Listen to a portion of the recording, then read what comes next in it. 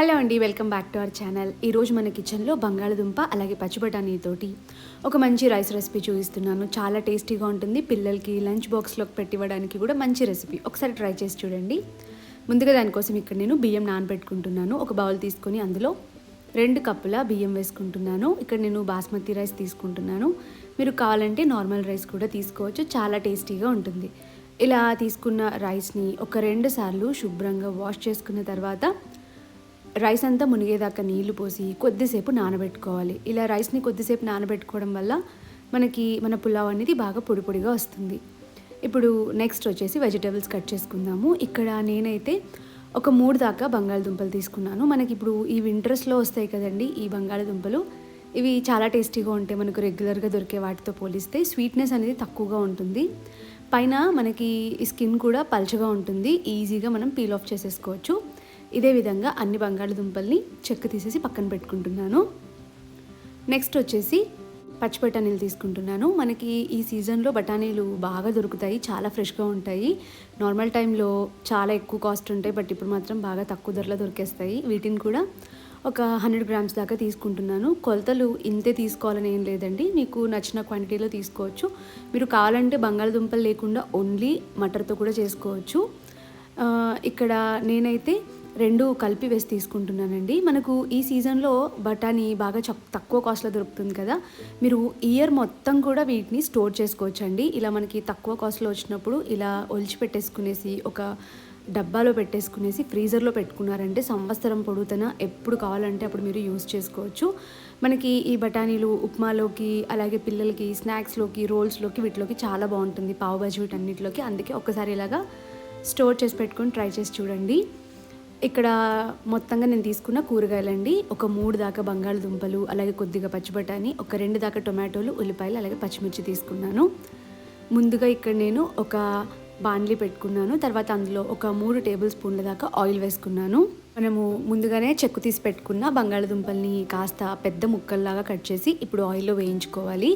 నేను ఇదే బాండ్లీలోనే వీటిని వేయించి పక్కకు తీసుకున్న తర్వాత రైస్ కూడా ఇందులోనే కుక్ చేసుకుంటున్నాను. మీరు కావాలంటే వీటిని పక్కన వేరే ప్యాన్లో కూడా ఫ్రై చేసి తీసుకోవచ్చు. ఇలా ఆయిల్లో వేసిన తర్వాత బంగాళదుంపల్ని కాస్త మనకి మెత్తగా అయ్యే వరకు కుక్ చేసుకోవాలి. మరి ఎక్కువగా మెత్తగా అవ్వాల్సిన అవసరం లేదు. కాస్త మనకి రోస్ట్గా అనిపిస్తే సరిపోతుంది. ఇప్పుడు ఈ బంగాళదుంపలు వేగేలోపు మనం ఒక చిన్న మసాలా పేస్ట్ ప్రిపేర్ చేసుకుందాము.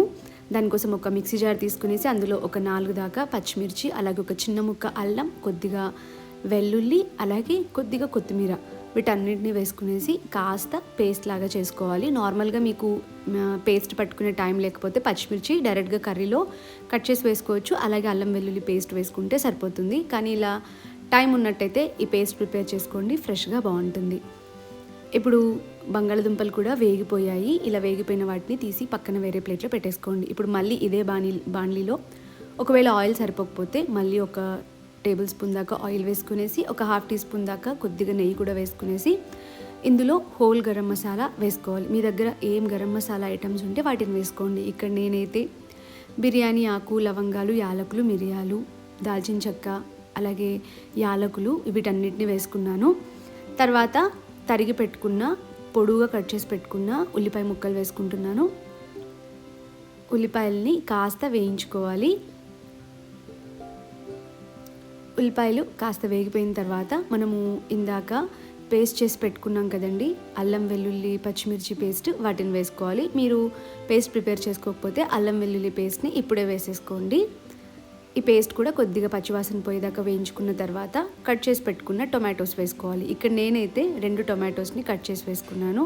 టొమాటోస్ వేసుకున్న తర్వాత కొద్దిగా ఉప్పు, అలాగే కొద్దిగా పసుపు, అలాగే ఒక 1/2 టీ స్పూన్ దాకా కారం కూడా వేసేసుకుని కలిపేసుకొని టొమాటోస్ని కొద్దిసేపు మగ్గపెట్టుకోవాలి.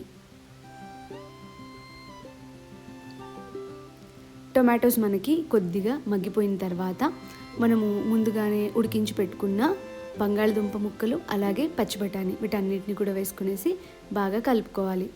బంగాళదుంపలకి అలాగే పచ్చి బఠానీకి కాస్త ఈ మసాలా ఫ్లేవర్ కలిసేదాకా కలుపుకోవాలి. కలుపుకున్న తర్వాత ఇప్పుడు కొద్దిగా మసాలాస్ యాడ్ చేసుకోవాలి. ధనియాల పొడి, అలాగే జీలకర్ర పొడి, అలాగే కొద్దిగా గరం మసాలా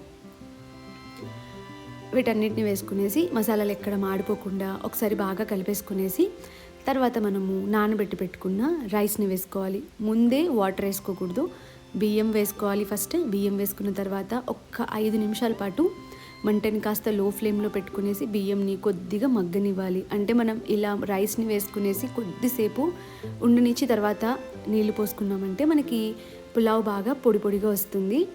ఇలా ఒక్క 5 నిమిషాల పాటు రైస్ని ఇలా వేడి మీద ఉంచిన తర్వాత ఎసురు పోసుకోవాలి. ఇక్కడ నేను తీసుకుంటున్న 2 కప్పుల రైస్కి 4 కప్పుల నీళ్లు తీసుకుంటున్నాను.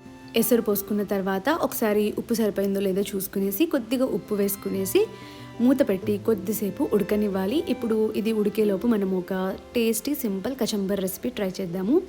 దానికోసం ఇక్కడ నేను కొద్దిగా పుదీనా తీసుకుంటున్నానండి. ఇలా ఇంట్లోనే ఒక చిన్న పాట్లో వేసాను. మార్కెట్ నుంచి పుదీనా తెచ్చుకున్నప్పుడు ఆకులు మొత్తం గిల్లేసుకునేసి ఇలా పాట్లో వేసానండి. చాలా ఈజీగా చాలా సింపుల్గా గ్రో అయిపోతుంది. మనకి పుదీనా ఎక్కువగా అవసరం ఉండదు కాబట్టి ఇలా చిన్నగా పాట్లో ఇంట్లోనే వేసుకున్నామంటే చాలా క్విక్గా ఇంట్లోనే తీసేసుకోవచ్చు. అలాగే చాలా ఫ్రెష్గా చాలా ఫ్లేవర్ఫుల్గా ఉంటుంది. కచంబర్ కోసం ఒక మిక్సీ జార్ తీసుకునేసి అందులో ఒక 2 లేదా 3 దాకా పచ్చిమిర్చి, అలాగే కొద్దిగా పుదీనా, కొద్దిగా కొత్తిమీర వీటన్నిటిని వేసుకునేసి ఫస్ట్ మెత్తగా మిక్సీ పట్టేసుకోవాలి. ఈ కచంబర్ టేస్ట్ ఫ్లేవర్ చాలా బాగుంటుందండి. ఇలా బాగా మెత్తగా మిక్సీ పట్టేసుకున్న తర్వాత ఇందులోకి కర్డ్ వేసుకోవాలి. మనము ఇంట్లో పెట్టుకున్న తోడు పెట్టుకున్న కర్డ్ అయితే మనకి కచంబర్ కాస్త పల్చగా వస్తుంది. అదే మనం మార్కెట్లో తెచ్చుకునే కర్డ్ అయితే కాస్త థిక్గా బాగా క్రీమీగా వస్తుంది. బట్ టేస్ట్ మాత్రం ఏదైనా చాలా బాగుంటుంది.